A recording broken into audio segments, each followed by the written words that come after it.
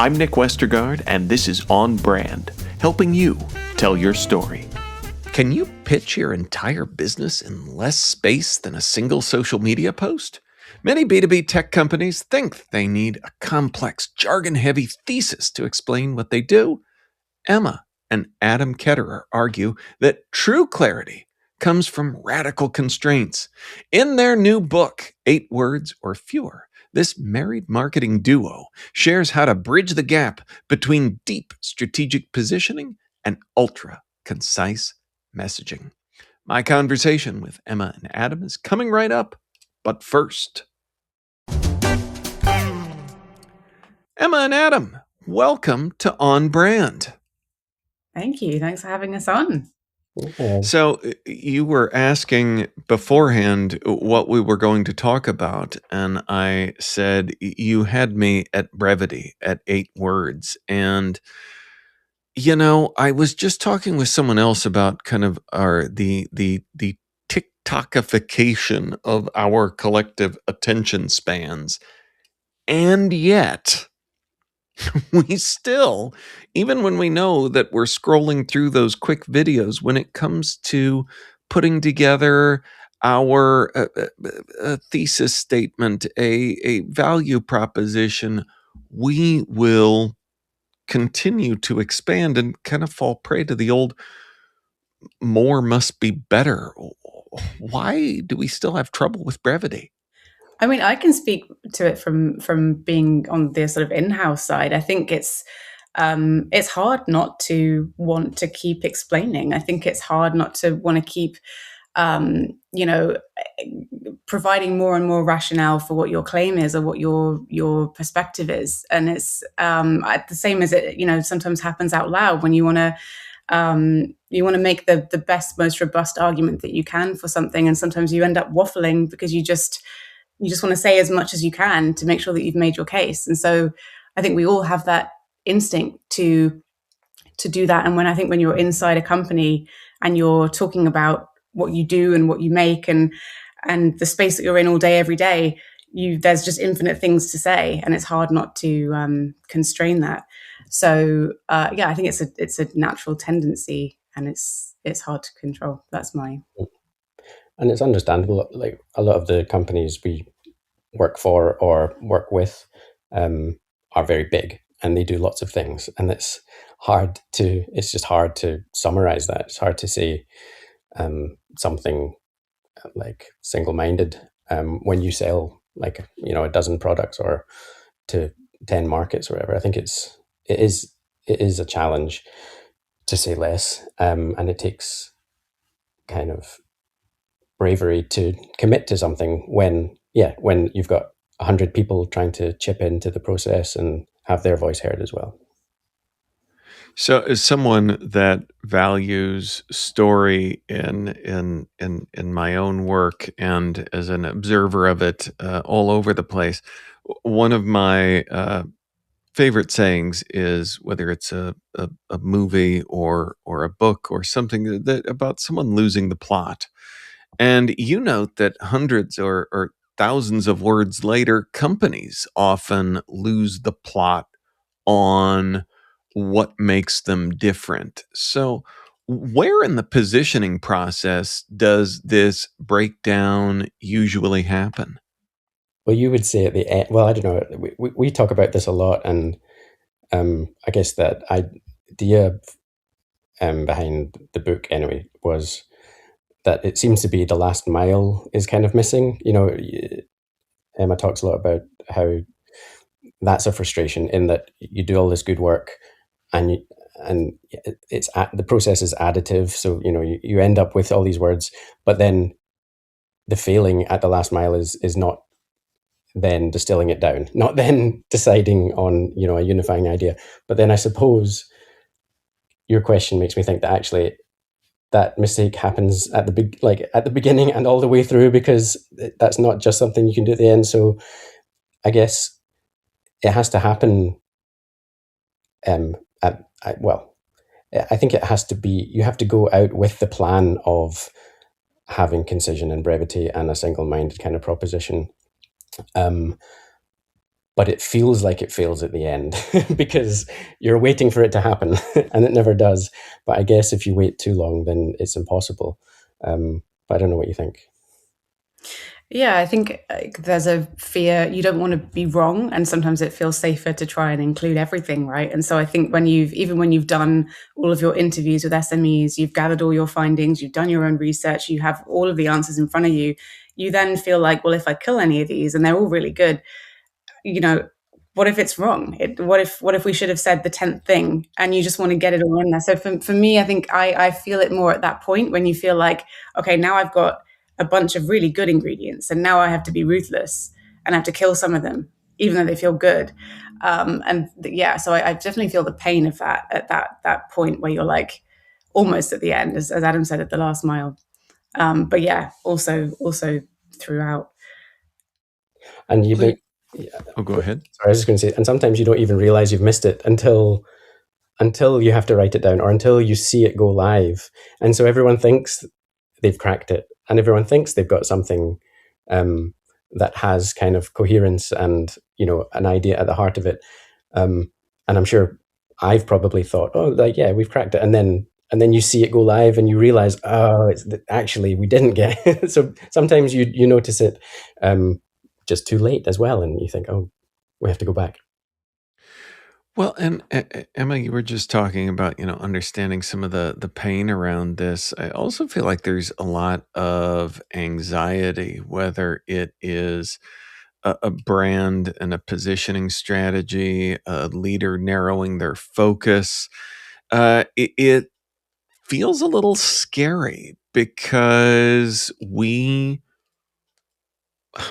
for lack of a better phrase, we want to cover our posteriors, and we feel like making sure everything's in there is a way of doing that.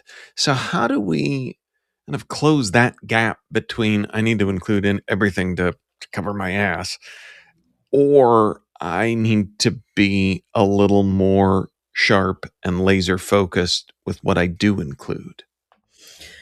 I think one thing I try to always do is to show my working. I think we always say that doing that distillation is really more about what you say no to instead of what you say yes to. And I think if you can take your stakeholders through, these are the 5 routes that we could have gone down, and they all sound great on the surface, but actually when we dig a little deeper, this is going to resonate more with this specific persona, or this is more relevant to this industry, or this is actually way more, of a hook and something that other people aren't saying, rather than sounding like everybody else in our space right now. Like going through each of the different avenues you could have pursued, I think helps to do that, to get rid of some of that anxiety that someone's going to come back and say, oh, why didn't you do this thing? That's one tactic I always follow. I don't know what you would say, Adam.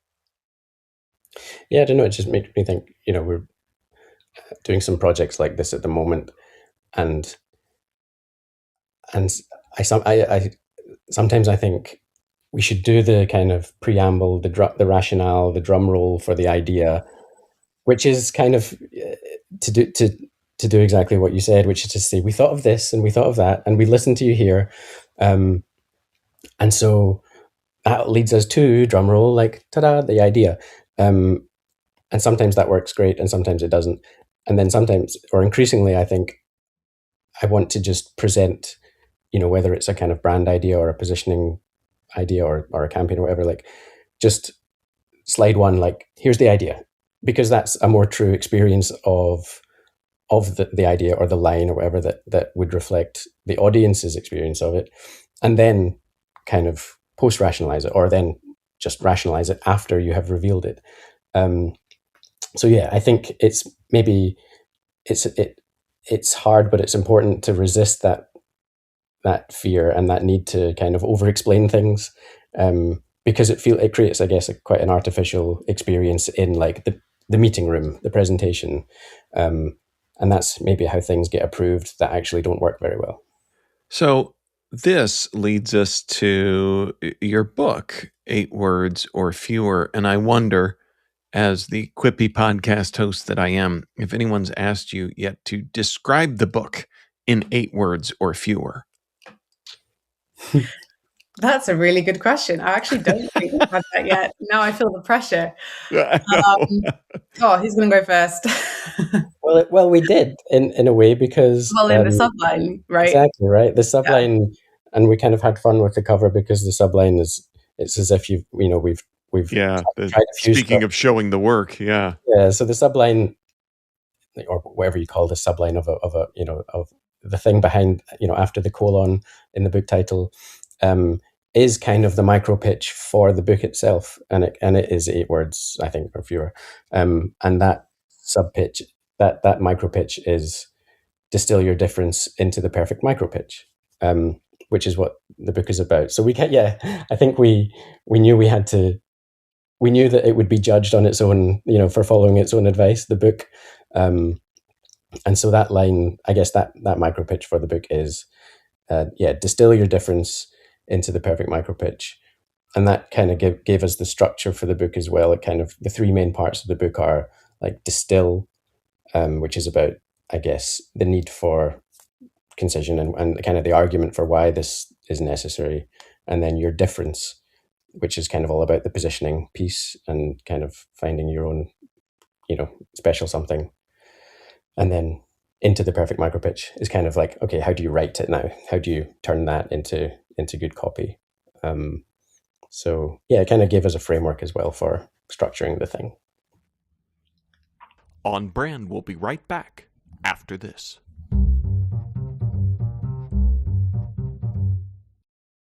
Now, back to the show.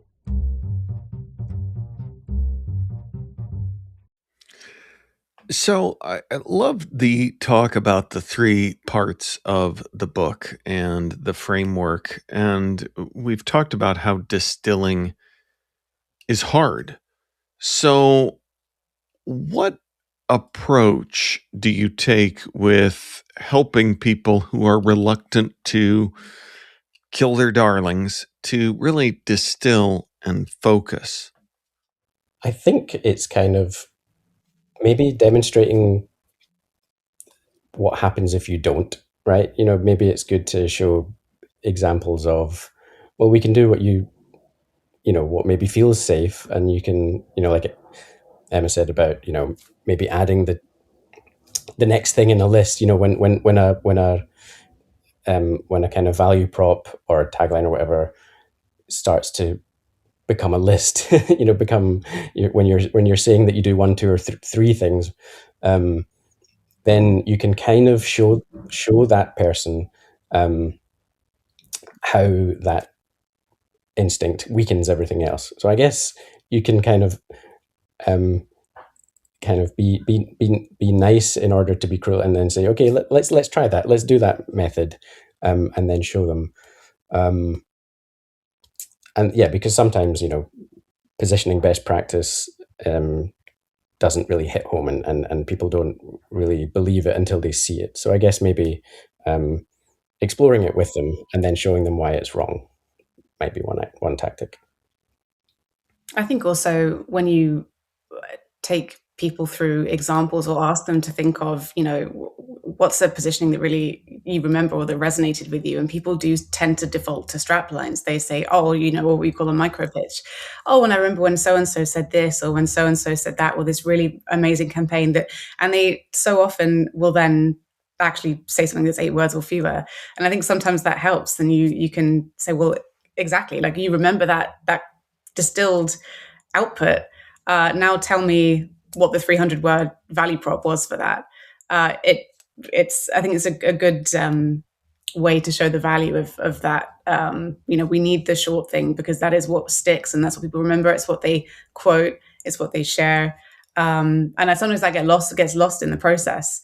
When I said that tendency to kind of over-explain and make it longer and longer, and I think you kind of lose sight of what you remember being good and what you've seen and why you thought it was good. And often it is because it was captured in a short, compelling, memorable way.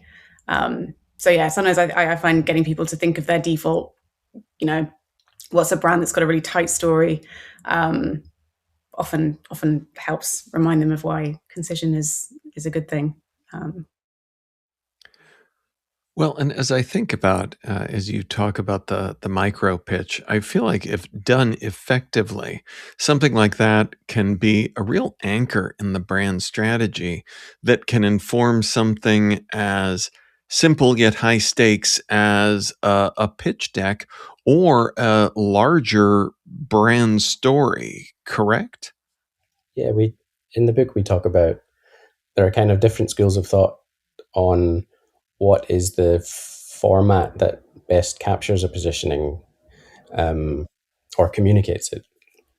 And there are kind of big names in positioning consulting, like April Dunford, who would say that it's the sales pitch, the sales deck. And there are other, there are the guys at Fletch PMM who would say, well, you might say they're all about the homepage, and it's the H1 becomes kind of the home of a line that is defining for the company. And I think all of these are true, right? I guess the point is the positioning should kind of infuse everything. But rather than, I guess, saying which one is the appropriate one or the best one, we just kind of took it to its logical conclusion and said, well, if you can have it in a sales deck, you can have it in a homepage, you can have it in an ad. So if you just keep crunching and crunching and crunching, you kind of get this like homeopathic distillation of the message, of the thing you want people to know, and that helps you make sure that it can appear everywhere. And it won't appear in the same way everywhere, but you can fit a smaller thing into more formats. So I have to ask, writing a book together as a married couple seems like its own exercise in collaboration, especially when you put the overlay on that you're talking about concision, distillation. In some ways, I would imagine that would make what is a challenging process even more challenging, or maybe not. Yeah, it was kind of quite a long journey figuring out what this thing was even going to be. We'd had so many conversations where we had been just ranting freely about this issue before we realized, oh, we both have this in common. We both feel strongly about it. We should make a thing. And there was a point at which it was going to be a series, and it went through a whole number of different potential formats. And yeah, as you said, I think we realized, in the spirit of the book, but also I think just to make it as valuable as possible, those three sections that Adam mentioned, why is concision important? What are some good examples of that? How do you do it? We just, kind of refine until we felt like we had the core ingredients, and then it turned into what it is now, which is a mini book, or we were calling it a pamphlet for a while, weren't we? Yeah, a pocket guide. A pocket guide. Guide. It's a topic I feel like we could talk about it certainly for hours, but and maybe there's some kind of follow up that we'll create. But I think, in the end, we just went with, how do we tell this story in as few words as possible? Well, that's fascinating, because I think it, as you said, a pocket guide, a mini book. It's like, of course, you're not going to go write a 400-page book on concision. Yeah. It's as easy as this. Just read these hundreds of pages and thousands of words. So I love that idea that the book itself is a vessel for that ethos as well. So I think you kind of said this, but was it a matter of just continuing to boil it down to what was really needed to help someone get from the point A to point B? Yeah, I think there was a stage at which we almost made it how to do a positioning, and at that point it would have become a humongous project. And there were definitely a few times that we considered, this might be a valuable addition and it's relevant, and but that's a whole guide in itself.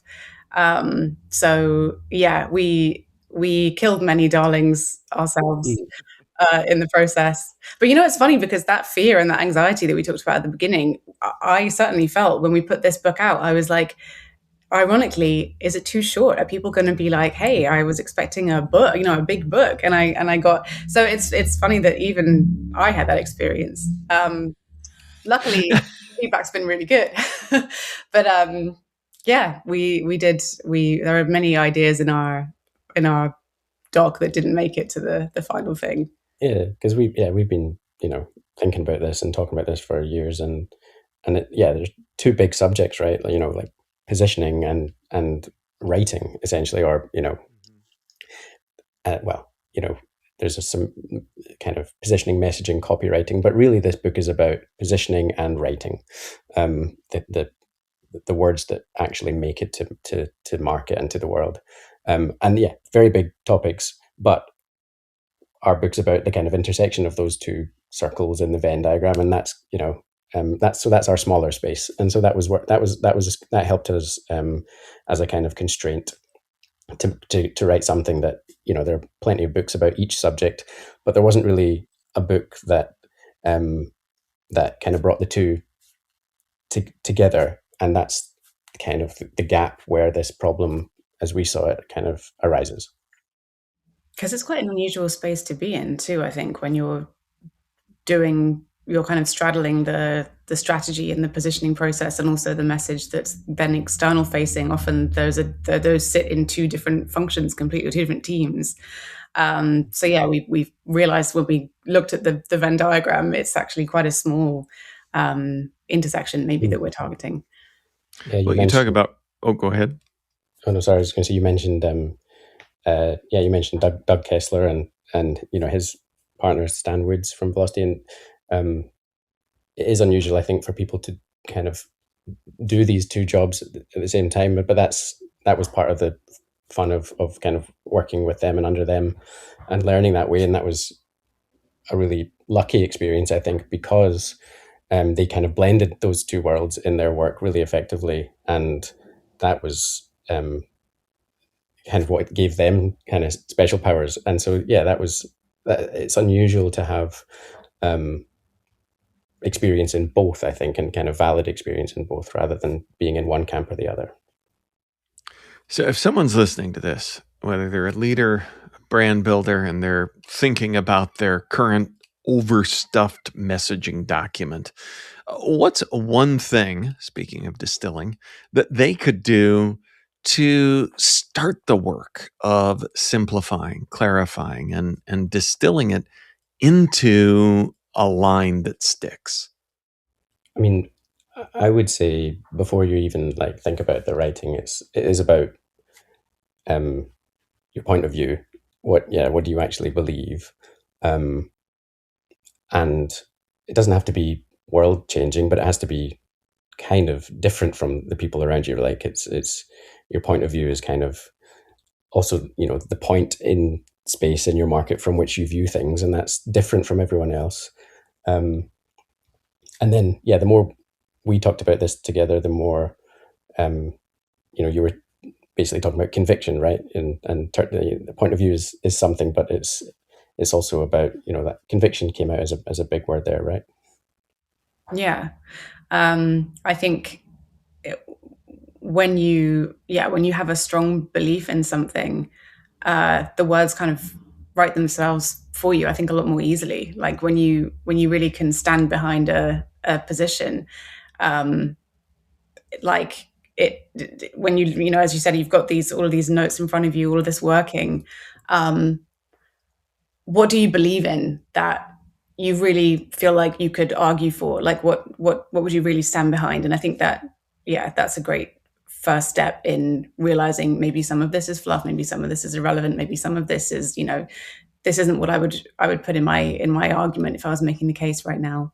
I think another one is speak to a customer. So you've got all of this stuff in front of you, all of these notes, all these potential routes you could go down. Get a customer to talk you through their whole journey with you and see what language they're using. And maybe that'll help you see, oh, actually, so they're focusing on this idea. This wasn't even one that I was going to put in my top two, but they're using language that sounds like it, it really represents this direction.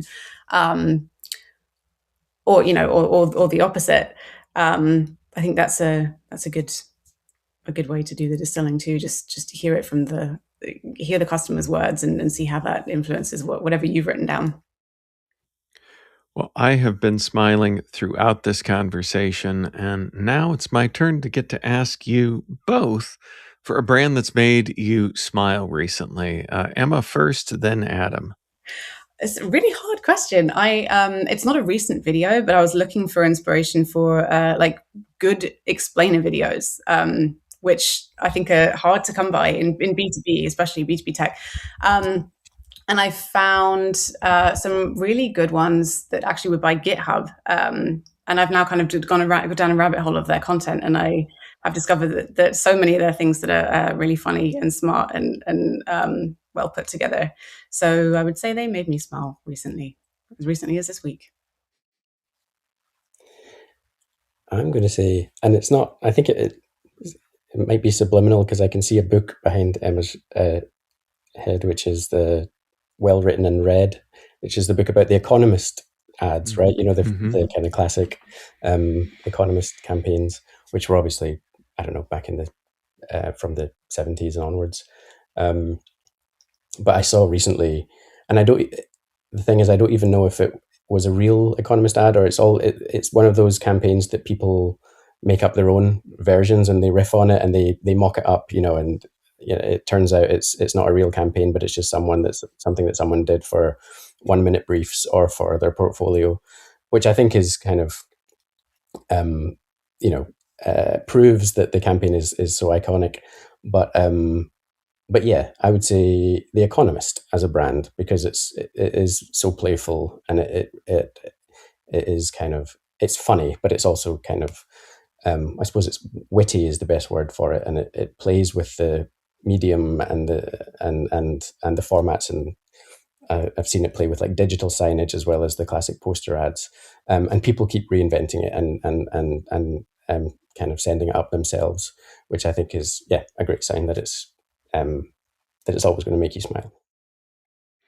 Awesome. And where can we send folks to learn more about who you are and what you both do? Oh, I don't know. Yeah, we don't have. we need a website or something. I don't know. The book is, you can get the book on Amazon, in your local Amazon geo, wherever you are, I guess. I work at a marketing agency called Beneath. You can find us at beneathagency.com. And also, our book is going to be available on audio soon. Possibly by the time this goes out, this will be on Amazon too. So, if you don't have time to read it, words or fewer, you can listen. Where do we find you? Stalk you on LinkedIn? Yeah. Awesome. Well, we will link up to all of that in our show notes, which folks can always find at onbrandpodcast.com. Emma and Adam, thanks for being on brand with us. Thanks so much for having us. Great to chat. On Brand is part of the Marketing Podcast Network. If you like what you're hearing, if we've made you smile, you can always listen free on Spotify, Apple Podcasts, or whatever your favorite platform may be. And please take a moment and rate and review the podcast to help others find the show. Until next week, I'm Nick Westergaard, and I'll see you on the internet.